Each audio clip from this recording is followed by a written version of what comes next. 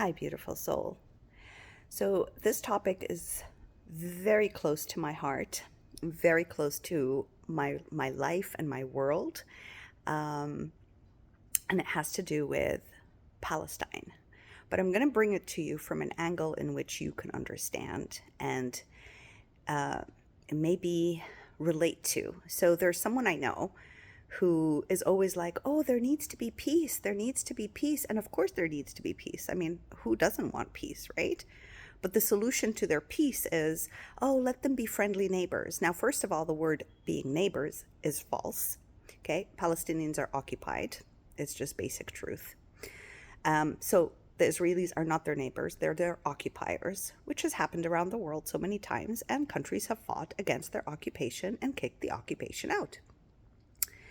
But this person I know also is friends with an Israeli who her brother is in the Israeli army.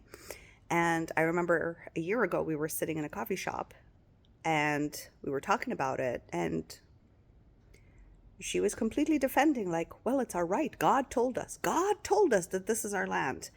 And I'm like, well, the God you're following, if the God you're following told you, go slaughter those people, get them out of their homes, you know, take over their land, take over their homes, kick them out, slaughter them, put them through hell and back, right? Let them experience the pain you've experienced prior to coming to this land. Then that's a very awkward God, and that is not God, okay? We can't give divinity, the divine creator of all, the title of a malignant narcissist who's going killing people and saying it's your right to take over this person's home, it's your right to take over their property, it's your right to slaughter and kill them because they don't belong here and they won't leave peacefully. So I've spoken to this person. She used to be a friend, but she isn't anymore. In my heart, she's not. Because it's all like the language of the spiritual industry of like, we need to find peace. Everything is fine. If only they would get along. If only, and I'm like, this is stupidity at its best. Like, this is not the way. So this person I know, like many people I know, have been in abusive relationships. And so this is what I sent her, because sometimes humans cannot relate. Not everyone is empathetic, right? Not everyone has compassion, right? But the only way they can relate is if you share a story that is similar to theirs and use their life story to play out a scenario so that they can understand the magnitude. Because if it was happening to them, they would not accept it one bit. So I'm going to read out to you what I sent. Imagine escaping your abusive husband to protect your daughters. You finally breathe again. But then, he shows up at your new home, forces his way in, takes over the rooms one by one. You and your girls are pushed into the basement, locked away, denied food, water, and freedom, and your voice is unheard. And the world just watches. 76 years, the world just watched. When you scream, they call you hysterical. When you fight back, they say you're vengeful. Why not find peace? Why not coexist? When you refuse to coexist with your abuser, while he's still hurting you, they say, you're the problem. This isn't right. Why are you doing this? Find some peace while you're being slaughtered and you have no food or water or anything. Now imagine he tells the world, God gave him the right to take your home, that your suffering is justified. Because he's chosen, and you're not. He's the chosen one. That is what Palestinians have lived for 76 years, forced into corners, occupied, starved, and slaughtered. And still told to befriend the very people who erased their homes, their families, and their future. It's not just cruel, this is absolute insanity at its best. So I'm sharing this with you because if you are one of the people who are like, well, you know what? They need to get along with their neighbors. First of all, they're not neighbors. Okay? They're being occupied. And it's not only Gaza, it's the entire land of Palestine. Fighting for Gaza right. They're being slaughtered. Like, it's just insanity what is happening. But it's fighting for the land of Palestine to come back to the Palestinians, because it is not God's word. That is not the God that is the divine creator. This is humans and their perception of God and what they instilled in their religions and translated, okay?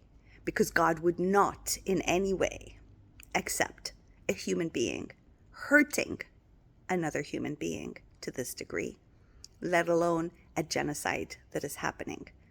So, for all those, okay, who can't get through to the people in their lives, who are trying to make a point, use their life, their pain, their truth to express and explain what is truly happening.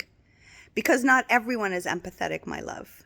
Not everyone can just feel compassion and justice for someone, right? The world is gaslighting everyone to be okay with slaughter and genocide, right? Because they have their own benefit from it. There is no such thing that is justifiable anymore, okay? It's time to completely wake up.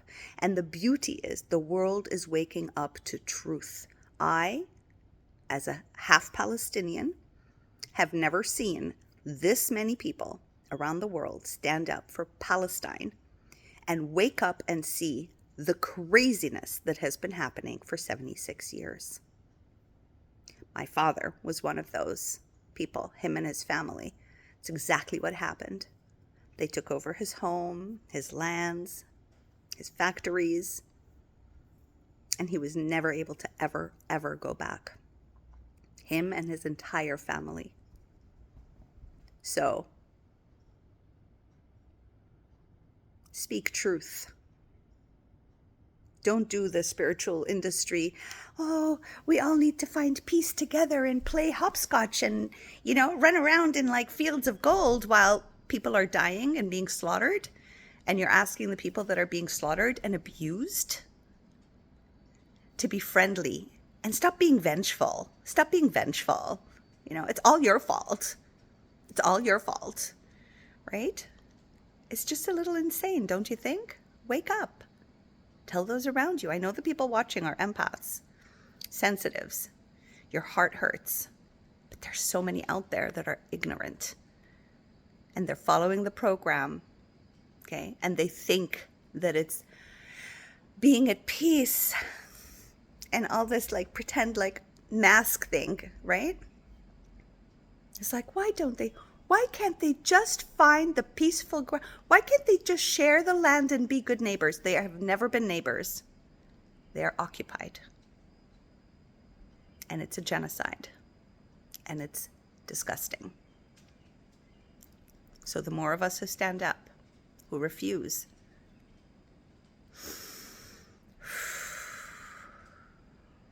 and this isn't fighting against, this is standing up for truth. There's a huge difference. Not fighting against, you are standing up for truth, being like, this is disgusting. This is unacceptable. This is refused. We are all connected as human beings. Every single one human being that's being slaughtered and tortured in the world affects our own psyche and our own wellness and our own inner guidance. This is not right. None of it is. So those people who sit and tell you, and philosophize, right, on how to find the peace and do the peace, these are not the people living it. But if you relate a story that they are invested in, if they have been with a narcissistic, abusive relationship, they have run away from a narcissist, which my friend has, and you relate it that way, hopefully their energy will shift and they will see truth. And they can't be gaslighted by what they are all saying to be true. I had to share this. I love you all. I know this isn't exactly what my channel is about, but my channel is about seeing truth. It is about seeing truth. It's about seeing the darkness, calling it out, naming it for what it is, speaking truth and standing still in your light and your truth, and not being gaslit anymore, neither by the program, your thoughts, or the media. I love you all so much.